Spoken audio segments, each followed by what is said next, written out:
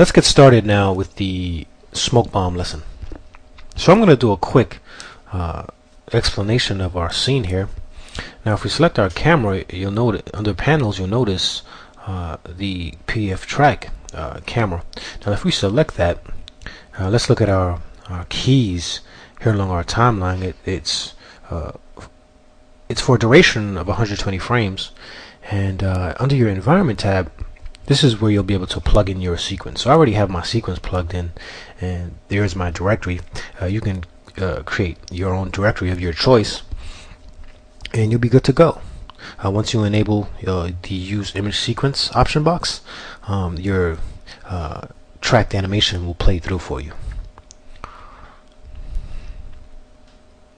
And once again, this is going to be included with the DVD, so you shouldn't have a problem at all just grabbing this sequence and what you see here, what I'm showing you guys, and then plug it in your camera.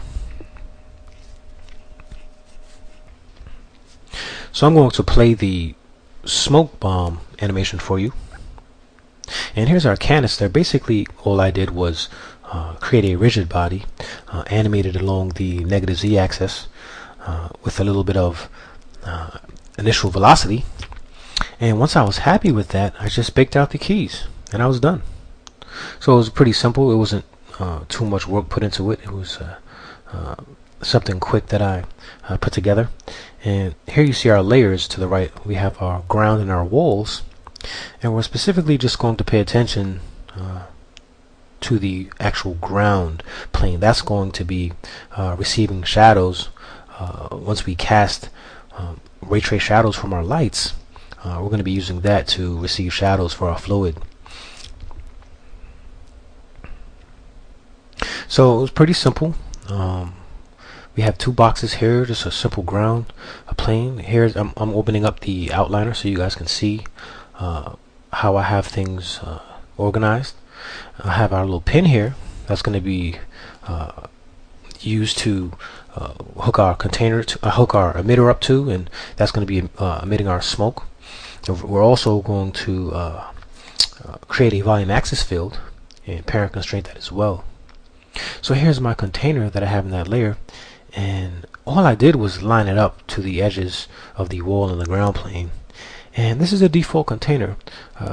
It has a size of 35 by 20 by 40, and we're going to go in together and actually build this container from scratch.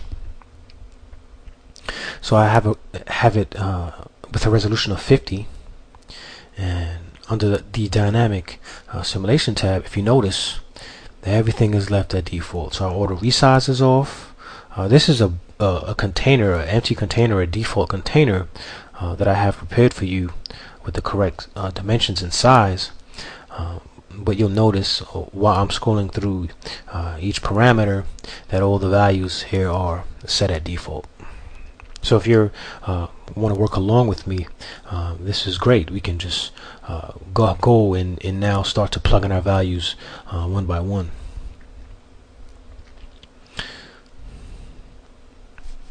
So let's go ahead and create a emitter now that we're going to parent constraint to our smoke canister.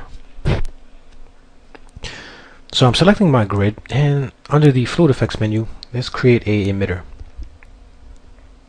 Let's change that emitter type to volume and change our volume shape to sphere.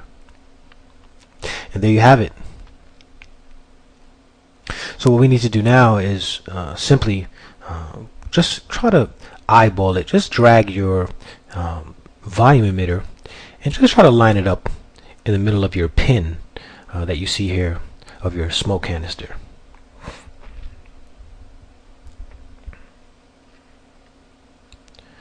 And there you go. So we're going to take our scale down. We're going to let's scale it down in X, Y, and Z. Better yet, let's just give that a value of 0.6. And it's just roughly surrounding the opening area of the smoke canister. It's not too big. It's relative in the size of our smoke canister, which is fine. So what I'm doing right now is selecting my canister, I'm shift selecting the object, the volume emitter, and we're parent constraining that. And that's exactly what we want, because once our smoke canister is animated and it enters the volume of our fluid grid, it's going to be emitting smoke, which is perfect. That gives us a lot of control, and we're also going to have to decide what frame do we want our smoke to emit from. So right now I'm scrubbing to try to see what frame we want to enable our density emission. So I'm selecting my fluid container, that's in my layer, and under your dynamic simulation settings, you'll notice the start frame is set to 1. Let's go ahead and give that a value of 15. So I'm turning the visibility back on of my fluid grid, and let's play the simulation. So you noticed from 1 to 15 it played through very quickly, and then as soon as you get to 15, Maya, the playback, starts to slow down. That just means that Maya is trying to calculate something. So by default, our value is set to 1, our density for our volume emitter, and that's just not enough density. We're not going to be able to see that in our viewport. So we're going to have to crank that value up. So I gave it a value of 10. The rate, I left the default of 100. And I'm also going to increase my heat, because we're going to be utilizing temperature for this simulation. So I'm going to give that a value of 10. Now what's going to happen is, once we play this simulation back, when we get to 15, we're going to see some data in our viewport. I also changed my speed method to replace, because I'd like to utilize some inherent velocity, and let's give that a value of 1. I'm not going to be utilizing any turbulence on the emitter, and we should be good to go. And inherent velocity is something that I like to use depending on your values. You don't want to use too much of it, because you might run into some instability issues, or maybe some your simulation might break. So be very careful with that number. Start out with very small values. 1's a good value to start out with. If that's too strong, start out with a smaller value. So let's move forward now and make some adjustments to our boundary values of our fluid grid. Let's give boundary X. Let's change that to X side. Let's change boundary Y to negative Y side, and let's change boundary Z to negative Z side. Well, let's also give a resolution of 100 to our grid. Now you're noticing I'm enabling temperature, and you can enable fuel for this, but for this exercise I think I'm not going to enable fuel. I think I'll turn that back off and leave that at its default setting for now. If I don't like the way it's behaving, I may go back in and make fuel dynamic. But for right now, let's turn that off. So let's scroll down here under the dynamic simulation section, and let's take a closer look at the features that we have here. So we have high detail solve. Let's go and enable all grids.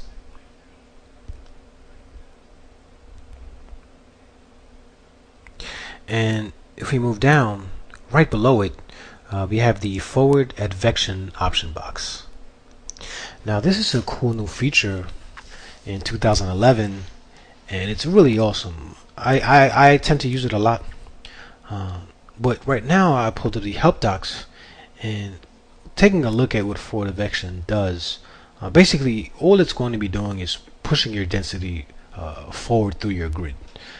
Velocity isn't calculated, but it also can produce fewer artifacts when using high detail solve, and that's the main thing that I'm always concerned with, is the stability of my simulation.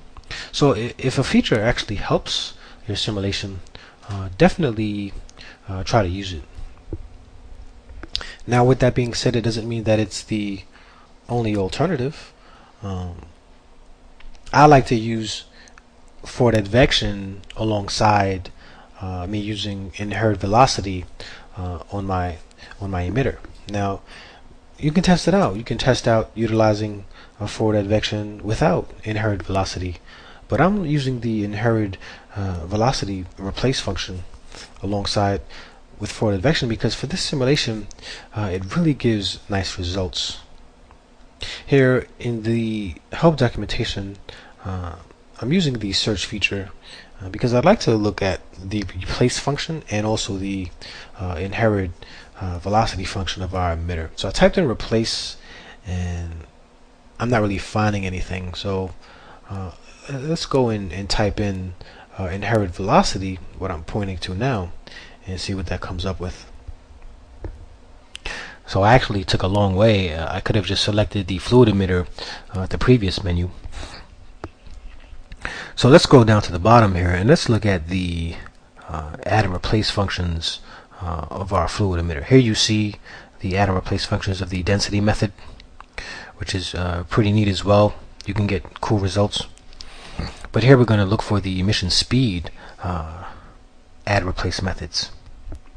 So we should see it highlighted once we get to the bottom, since we typed in our search inherent velocity, and there you go.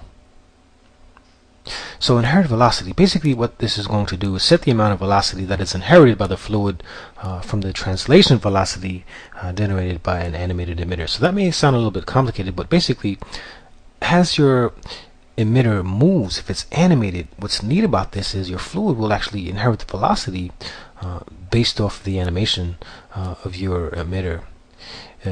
It's calculated only when an animated emitter is present. So this is what's going to generate the translational velocity, which is pretty cool. So I set that to replace, and that has a value of 1. And I always start out with small values, and if I'm not getting enough movement, or it's maybe causing some problems, I'll either reduce that number or I'll increase it. So here when we're enabling the auto resize function, and I set that base resolution to a value of 325. Right now we're at a value of we're using a resolution of 100, which is fine. We're just testing things out. I'm disabling the resize close boundary function, and I'm giving my auto resize threshold a value of 0.001.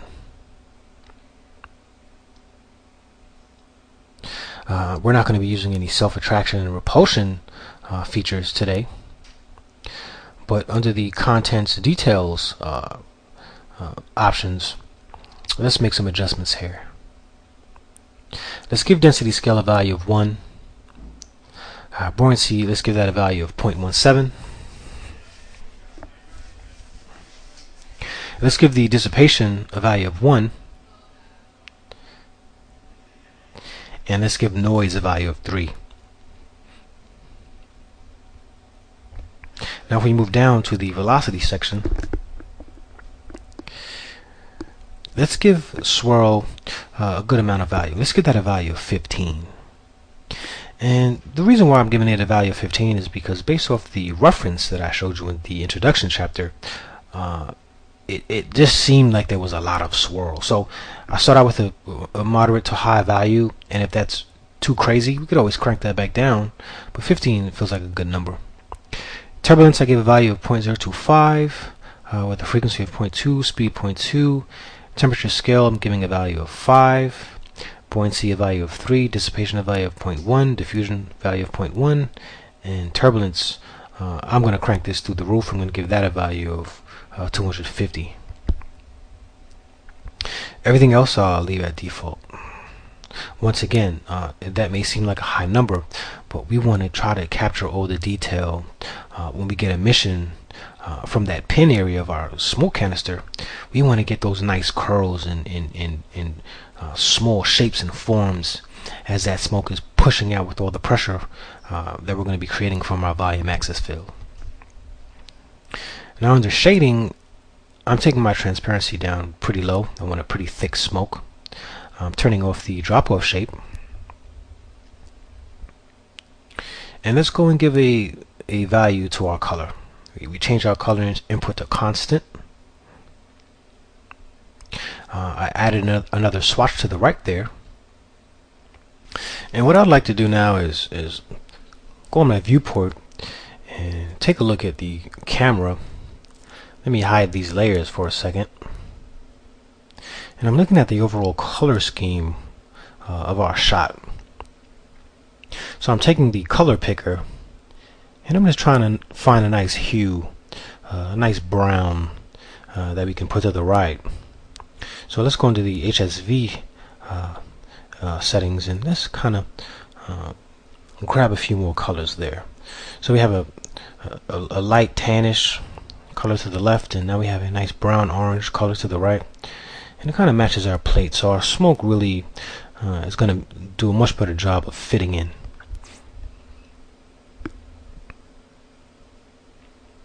So I'm disabling my incandescence.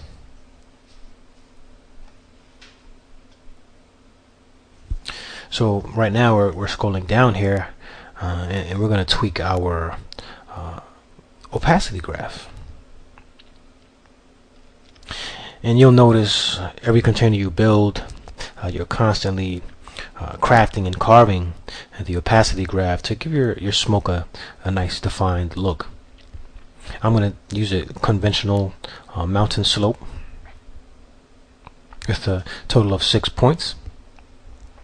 My input bias, I'll give a value of 0.5. Opacity input, make sure we have that set to density. Shading quality, you just saw we had it at 0.8. And let's enable our self shadow under our lighting. Let's give that shadow opacity a value of 1.75. Right now we're not going to be utilizing any texture parameters. Notice the real lights option box here, and let's disable that. I'm going to go into further detail when we begin to light our fluid and just explain to you how the real lights function works. But for right now, let's give our light brightness a value of 1.5 and our ambient brightness a value of 0.1. Now be very careful with this ambient brightness. You don't want to give it too strong of a value because it would definitely diffuse and eliminate all of your shadowing. So it would really brighten up your fluid, and it would just lose its sense of color and its sense of depth. So be very careful with that value. I normally start out with very small values at 0.05 and 0.1, and that's normally just enough. So I changed my input bias value to 0.470 under my opacity graph. And let's take a look now at this animation and see what we get. So at frame 15, our smoke begins to sim. We have our auto resize function being set. And that's the behavior we get. Not very interesting at all. But it's okay. It's a work in progress. And these are the early stages. We're just trying to see how our fluid is behaving. So let's stop the simulation.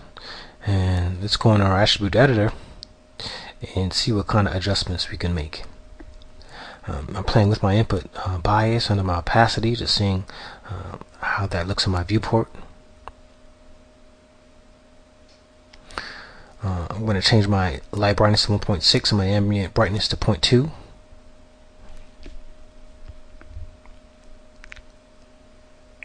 And you know that sometimes you'll find yourself doing. You'll find yourself going in, changing the look of what your smoke looks like in the viewport, and what looks pleasing to you. So right now I'm just playing with my directional light values. I'm giving that a value of -1 in X, 2 in Y, and -2 in Z. And I'm just trying to match the overall direction of my light based off the plate. You notice if you look at the shovel, you can tell the lights shining in a particular direction. And you just want to go ahead and try to simulate that as best as you can. So I quickly selected my container. I selected a volume axis field, And similar to what we did to the volume emitter, we're just eyeballing the position of our volume axis field the best we can. So right now this has a value of 5. Volume shape is set to cube. Let's go and give that a shape of a cylinder.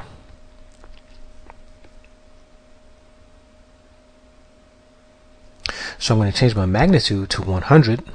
By default it's set to 5. 100 is a good starting point, and if we need more power, we can always increase that. Let's take our away from center value to 0 and our away from axis value to 0, and our long axis, let's give that a value of 5. Now be very careful once again with this value, because 5 may be too strong. 5 does work in conjunction to your magnitude strength, so these have to work together. So if you see that your fluid is being blasted way too much, if it's the force is too strong, you can play with your along axis parameter first before turning on your magnitude, but just play with different combinations and settings and see which one allows your fluid to behave the best. Scale in X, I'm changing that value to 1.15. My scale in Y, I'm changing that to 1.4, and my scale in Z, I'm going to keep the same as scale X. So there you go. I eyeballed it, I lined it up, I have it kind of here right in the middle. It's nothing. It's not perfect. As you can see, our rotation values are not perfect, but that's okay. We're just trying to get it lined up, and so we know when we emit our fluids, it's going to be affected because it's passing through that volume. So I quickly selected my smoke canister. I shift selected my volume axis field, and let's do a quick parent constraint.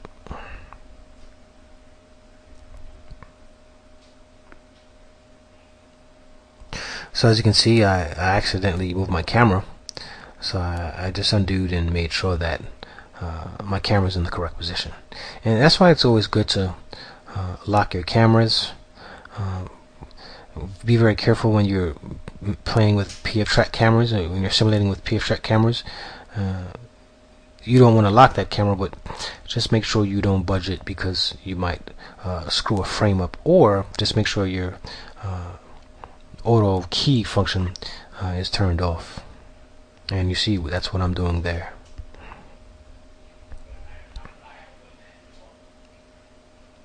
So let's go back to the view and let's press play.